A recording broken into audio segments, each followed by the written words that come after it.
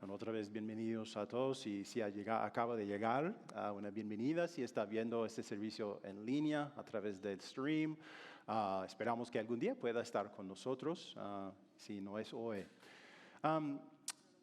Cuando compites en una carrera, en un partido, en un concurso, compites para ganar, ¿verdad? Esa es la meta, es el objetivo. En esta sección de Marcos que vamos a meditar hoy, Jesús habla de perder y ganar y dice algunas cosas sorprendentes. Dice lo opuesto de lo que realmente pensamos, de la manera en que pensamos y de la manera en que pensaban los discípulos de él también. Estos discípulos habían pasado 2 años y medio con él y habían llegado a creer, este hombre tiene que ser el Mesías, el Cristo, el Salvador mandado por Dios. Y pensaban que debido a que eso era cierto, la vida de Jesús sería una marcha continua hacia la gloria, de una gloria a otra.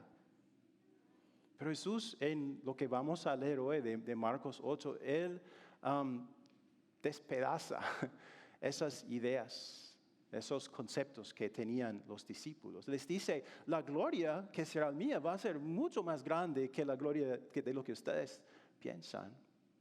Pero para alcanzar la gloria voy a tener que humillarme, sufrir y morir.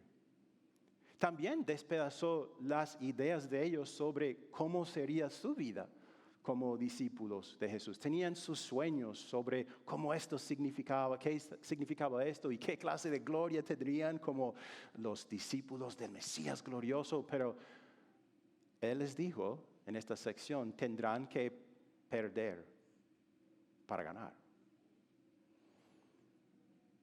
Jesús y sus discípulos salieron hacia las aldeas de Cesarea de Filipo.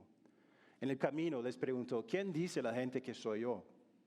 Unos dicen que Juan el Bautista, otros que Elías y otros que uno de los profetas, contestaron.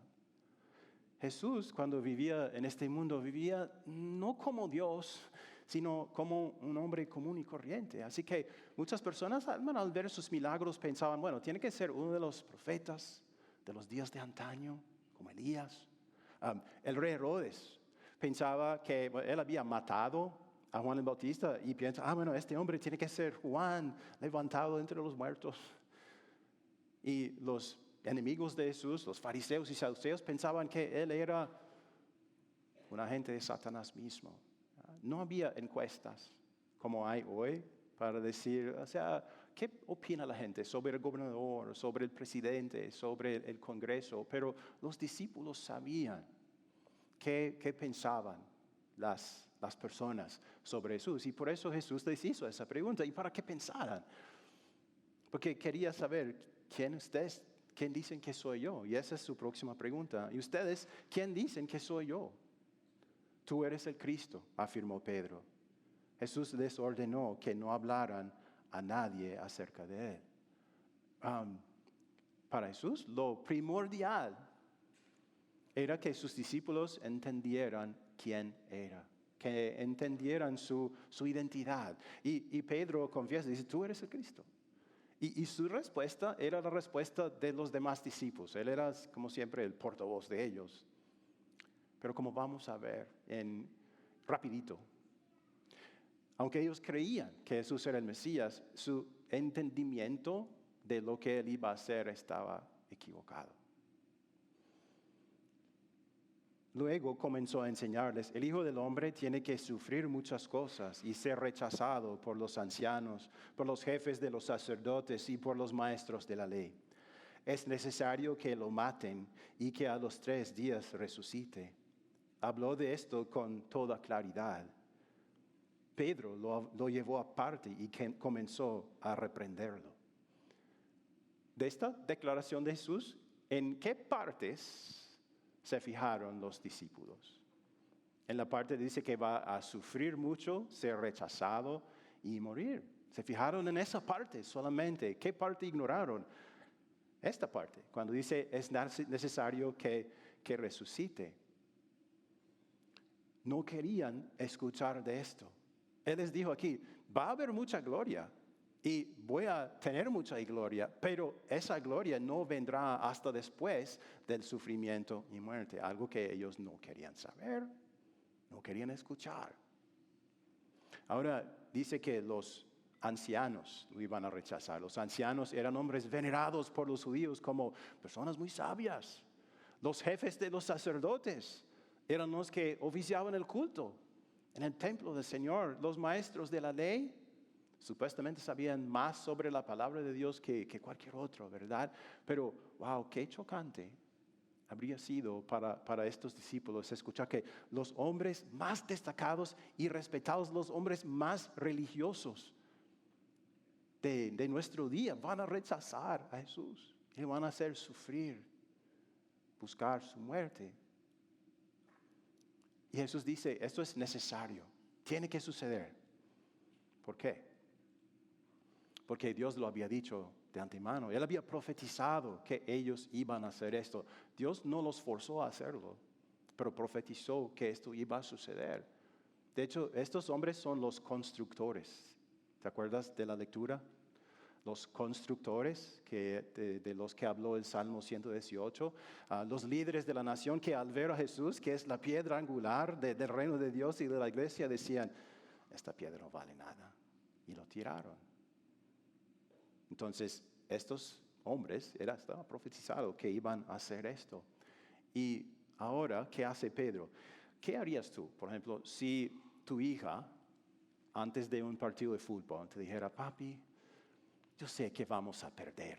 No vale la pena ni jugar, porque sé que ellos son mucho mejores que nosotros y vamos a perder. ¿Qué harías tú? Le dirías, bueno, cariño, no digas eso. Sé más positiva, más optimista. No digas cosas así. Por amor lo harías. Y seguramente por amor Pedro lo llevó aparte y lo reprendió, pero era algo muy indebido. ¿Por qué? Pedro es un ser humano y Jesús es Dios mismo y lo reprende. Pero yo creo que Pedro se sorprendió cuando Jesús respondió de esta forma. Pero Jesús se dio la vuelta, miró a sus discípulos y reprendió a Pedro. Aléjate de mí, Satanás, le dijo, tú no piensas en las cosas de Dios, sino en las de los hombres. Hemos visto en Marcos qué personas usó Satanás para tratar de hacer tropezar a Jesús. ¿A quiénes ha usado hasta ahora? ¿Te acuerdas? Piénsalo en tu mente. Bueno, los líderes religiosos obviamente, usó a su misma familia, ¿verdad? Que pensaban que estaba loco y fueron a agarrarlo y llevarlo a Nazaret.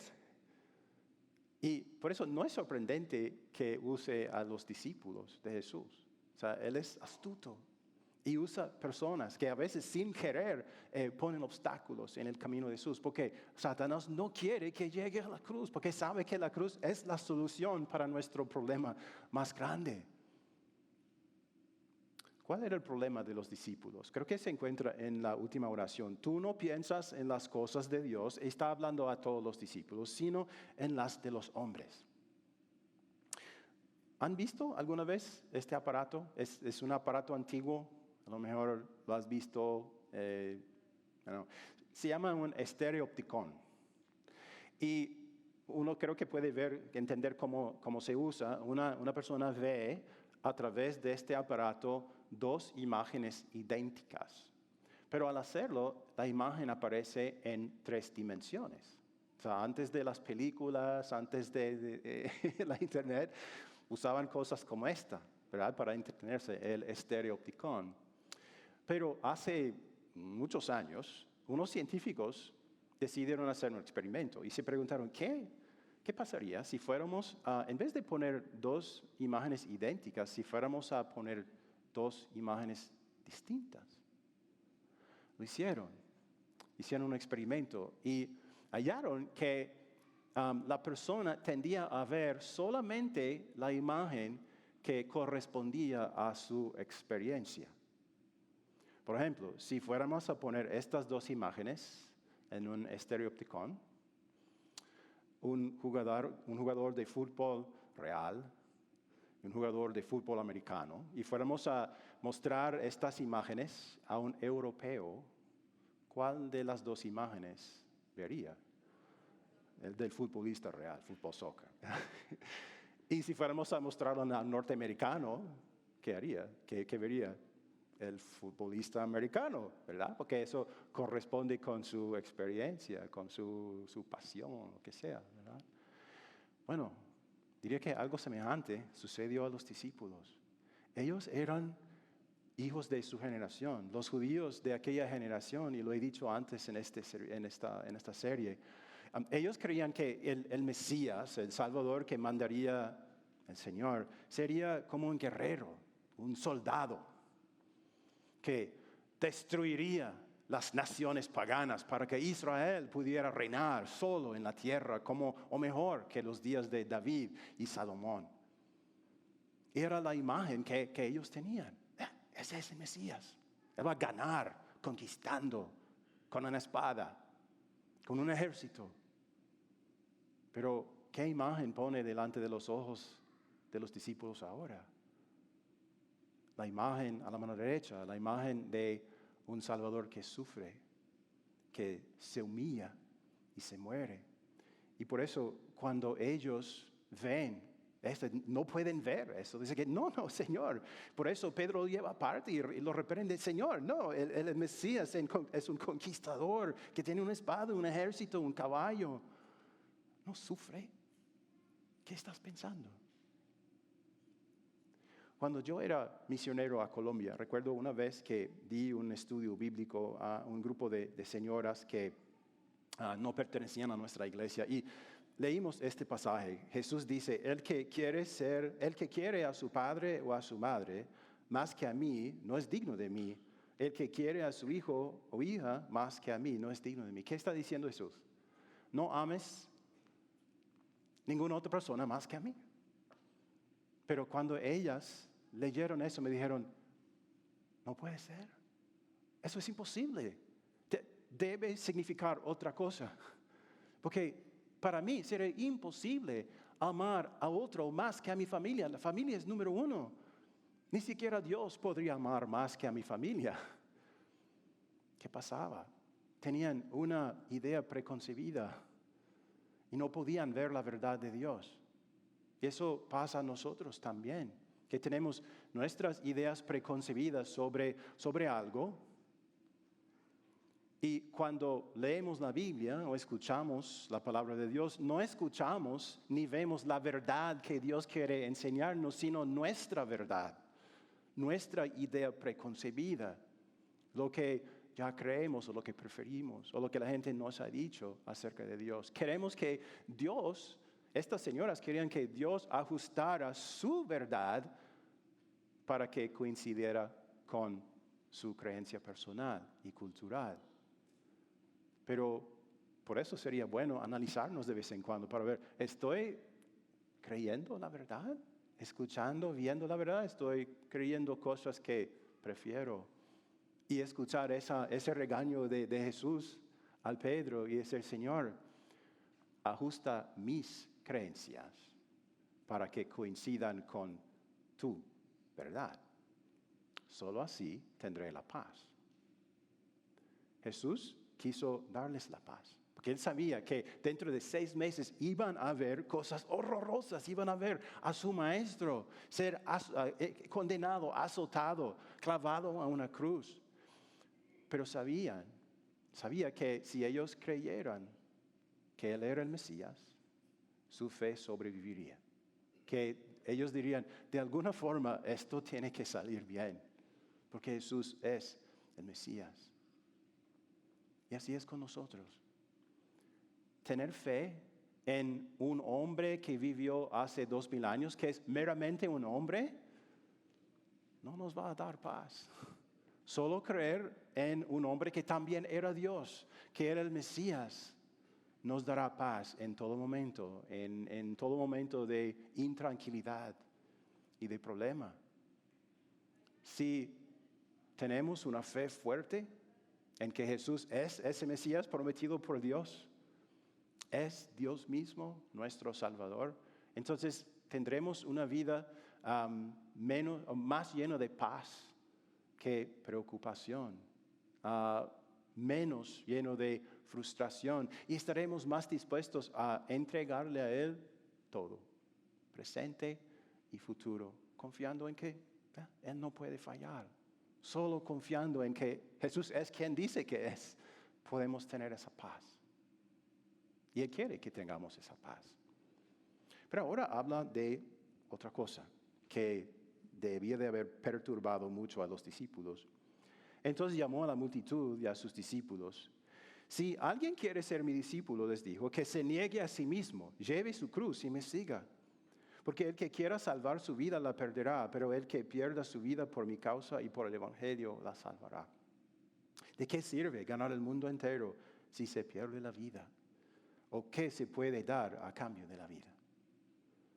Para nosotros la cruz es símbolo de nuestra fe, ¿verdad? Y la ponemos donde, en collares, en llaveros, en tazas de café, camisetas, calcomanías.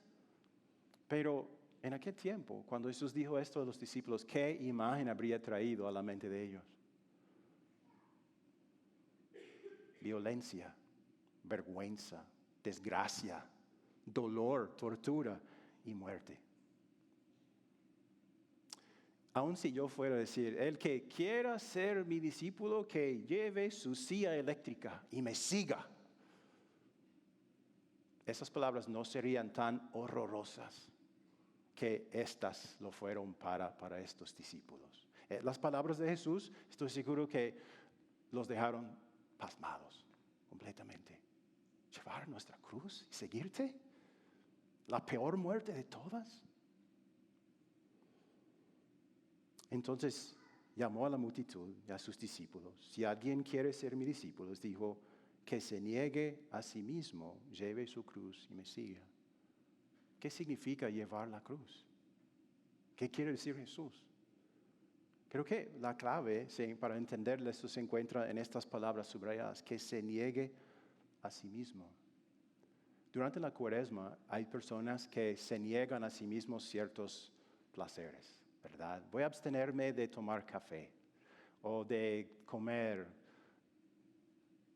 arepas o de hacer cierta actividad que me gusta.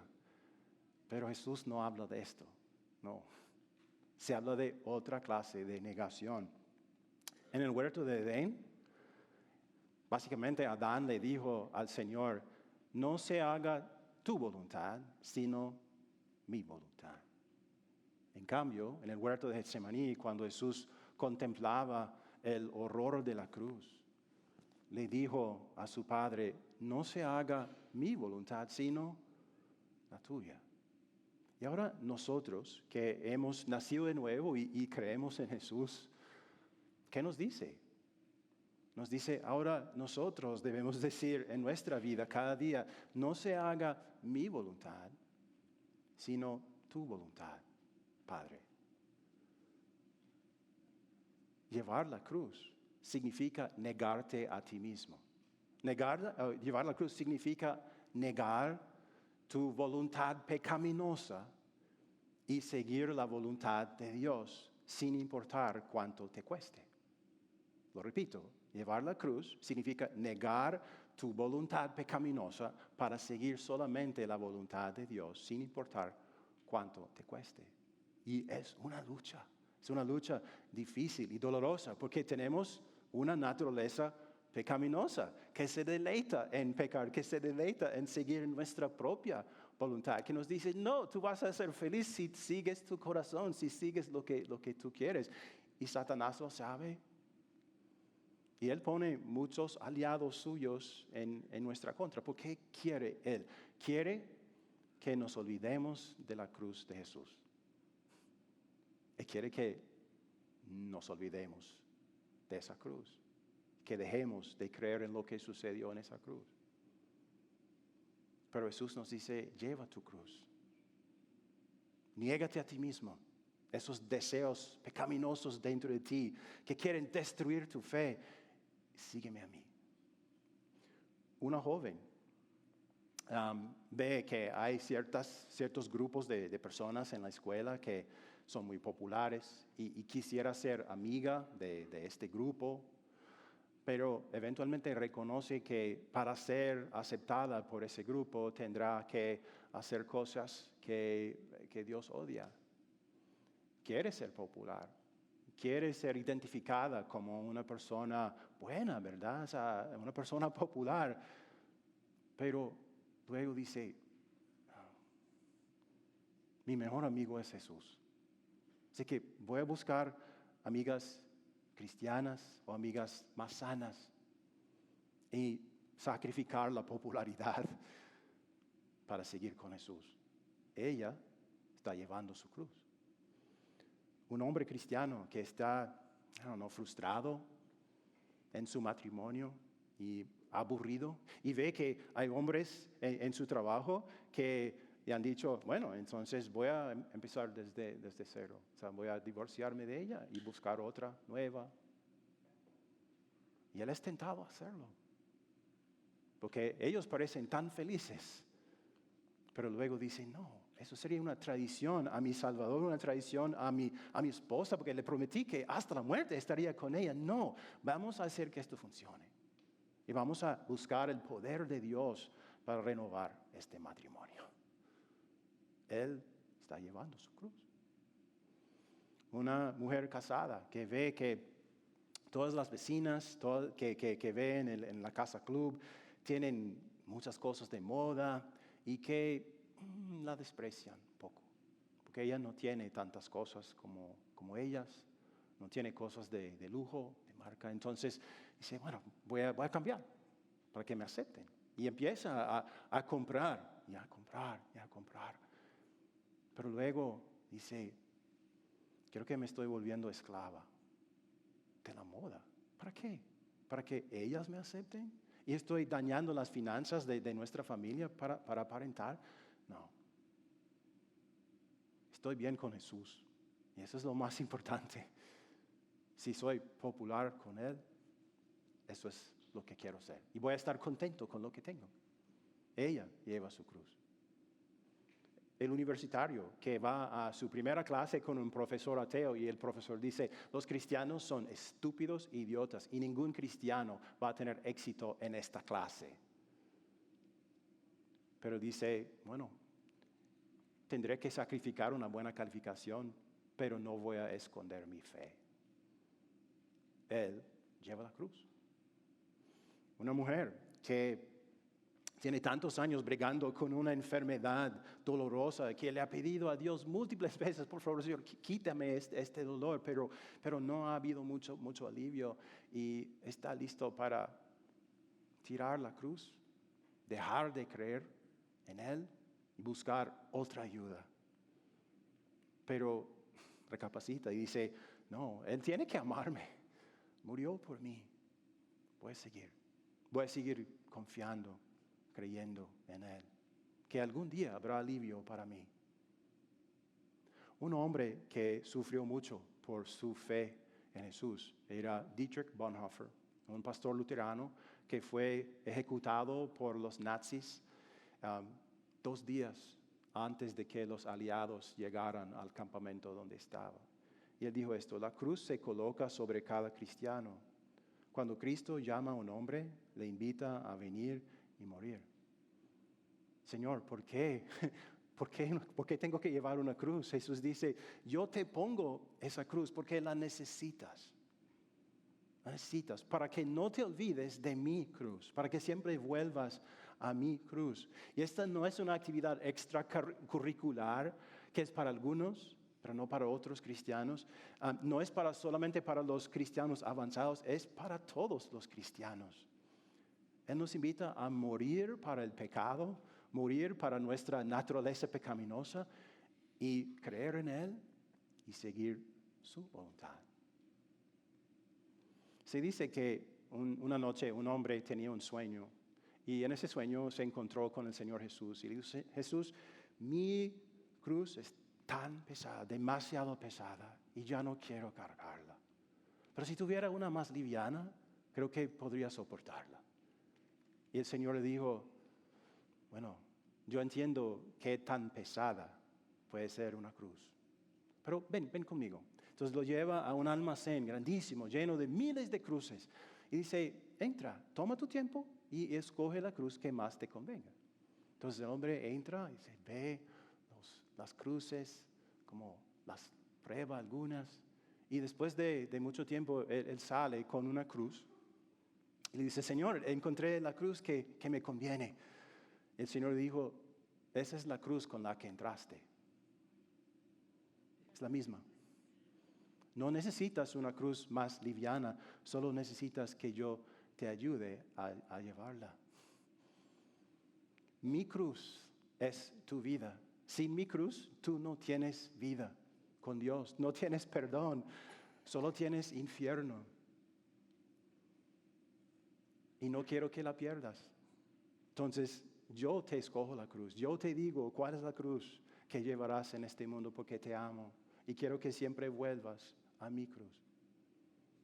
Cuando Jesús ya no pudo llevar su cruz, ¿a quién obligaron los soldados a cargarla? A Simón de Cirene, ¿verdad? Pero va a haber tiempos en nuestra vida cuando llegamos a Jesús sintiéndonos como fracasos espirituales, discípulos fracasados, para decirle, Jesús, no, ya no puedo llevar esta cruz, es demasiado pesada para mí. Cuando miro a mi alrededor y veo que yo trato de seguir tu voluntad y ellos no, pero ellos parecen tener una mejor vida que yo, ellos tienen lo que no tengo y parecen ser felices. O me da tanta tristeza ver cómo la gente se retira de mí cuando saben que soy un cristiano. No tengo tantos amigos como podría tener. Y Señor, hay ciertos pecados que para mí es muy difícil dejarlos al lado. Es muy difícil abandonarlos. Me apetecen y he fallado tanto en llevar la cruz. En tantas ocasiones he dicho, no quiero esta cruz. Escondo mi fe. Opto por el pecado, por mi voluntad en lugar que tu voluntad. Pero cuando hacemos eso, tenemos uno mucho mejor que Simón de Cirene. Tenemos a Jesús. Tenemos un Salvador que nos dice, yo perdí para que tú ganes. Yo entregué mi vida para que tú ganaras para siempre. Entregué mi vida a la muerte, al infierno, en tu lugar, para que nunca sufras lo que yo sufrí, para que nunca seas castigado por tu pecado. Y yo sé que llevar la cruz es difícil. Pasas por muchas tribulaciones en esta vida, es dolorosa. Es como una espina. Pero yo estoy contigo y te mando esa cruz para que siempre vuelvas a mi cruz. Porque solo aquí encuentras paz con Dios, perdón, reconciliación y gozo. Si buscas esas cosas, aparte de mí, aparte de mi cruz, no las encontrarás y no tendrás nada por toda la eternidad, y peor que nada. Pero siguiendo a mí, confiando en mí, en mi cruz, tendrás todo eso. Es un regalo que mi Padre te doy, un regalo sin condiciones. Y no quiero que lo pierdas. Por eso sí, tendrás una cruz, pero yo estaré cada día a tu lado para darte fuerza, para ayudarte a llevar esta cruz hasta que algún día puedes tirar esa cruz y recibir una corona en el cielo. Y después de eso, nada de sufrimiento. Hermanos, el mundo diría que la autorrealización es la meta de la vida. Ganar en la vida significa realizar todos tus sueños, realizar la clase de vida que tú quieres. Pero Jesús nos dice todo lo opuesto. Dice, para ganar tenemos que perder. Rechazar la influencia de nuestra naturaleza pecaminosa, seguir creyendo en Jesús, seguir haciendo su voluntad. Y Él nos ayudará a llevar esa cruz. Y quiero terminar leyendo palabras de Hebreos 12, 1 a 3, palabras escritas por un hombre que llevaba una cruz también como nosotros. Por tanto, también nosotros que estamos rodeados de una multitud tan grande de testigos, despojémonos del lastre que nos estorba en especial del pecado que nos asedia, y corramos con perseverancia la carrera que tenemos por delante. Fijemos la mirada en Jesús, el iniciador y perfeccionador de nuestra fe, quien por el gozo que le esperaba soportó la cruz, menospreciando la vergüenza que ella significaba, y ahora está sentado a la derecha del trono de Dios. Así pues, consideren a aquel que perseveró frente a tanta oposición por parte de los pecadores, para que no se cansen ni pierdan el ánimo. Amén.